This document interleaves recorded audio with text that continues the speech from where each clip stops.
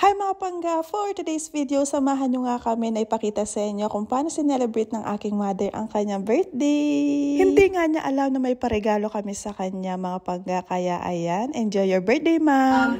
Deep inside, marami ko siyang desires, marami ko siyang gusto na ito pa rin sa buhay ni Lord, and thank you na gagawin mo siya nagpatuloy hanggang sa makamit niya lahat ng mga gusto niya para sa amin sa pamilya, para sa sarili niya, para sa bahay na to, Father God. And bilang ilaw ng tahanan, Lord, maraming salamat. Bilang isang anak niya, Lord, na binigay mo kami ng masipag na nanay, Lord, and maalagang pagpala, Lord. Maraming salamat, Lord God. Lord, today we pray na kung ano-ano mga karamdaman niya, Father God, we rebuke any sickness by your blood. She is healed. And maraming salamat, Lord God. Patuloy mo parahin siya, and sa bawat isa na nandito, Lord, i-bless niyo rin po. And sa mga naghanda ng pagkain, naway mabusog at maging masusog. Maraming salamat, Lord. We love you. In Jesus' name. Happy birthday, Yoya! Happy birthday, happy birthday, happy birthday to Yoya! Happy birthday, Lord! Happy birthday!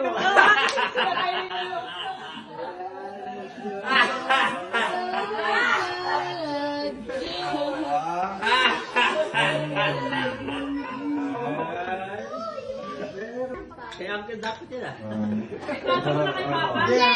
Pati ka kay Papa! Ako talaga magbibigay? Oh my God!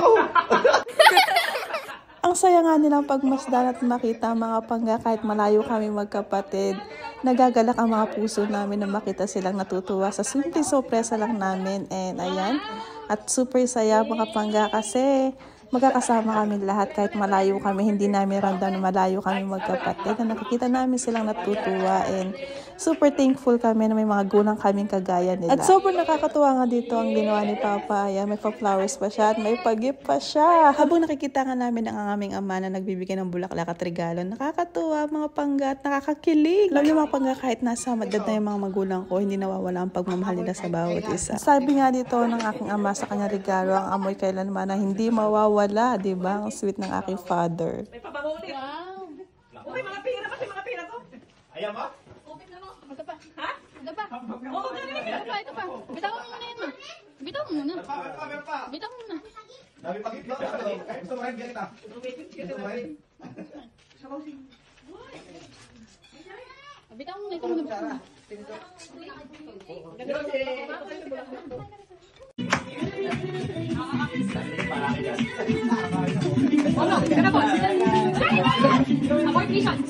Bago pa lang din.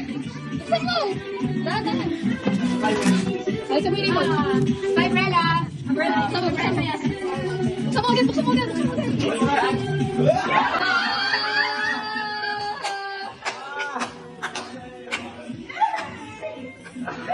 Dito nga sa reaksyon ni Mama ay sobrang saya-saya namin na nakita siyang tuwa-tuwa. Ay shoota, syempre pera yan, di ba? Naku, bagong matutuwa siya. Yan nga lang yung nakayanan namin magkapatid. Pero it's not about our gift mga pangga. It's all about our pagmamahal to our mother, to our parents mga pangga. And thankful kami na na-appreciate ni Mama ang aming mga gift sa kanya. And yan nga ang simple celebration ng aming mother mga pangga, ang aming surprise birthday gift sa kanya. At ayan na nga, gusto ko lang sabihin sa lahat ng mga anak na nandyan mga pangga, habang buhay pa yung mga magulang nyo mga pangga, do your best to make them happy. Mahalin nyo sila at alagaan nyo sila habang kasama nyo pa sila. Kasi ang buhay hindi natin masasabi. And treasure all the moment na magkakasama tayong lahat. It's not about the material things mga pangga, and always remember, yung presence nyo lang na kasama nyo yung mga magulang nyo mga pangga, and show how much you love them.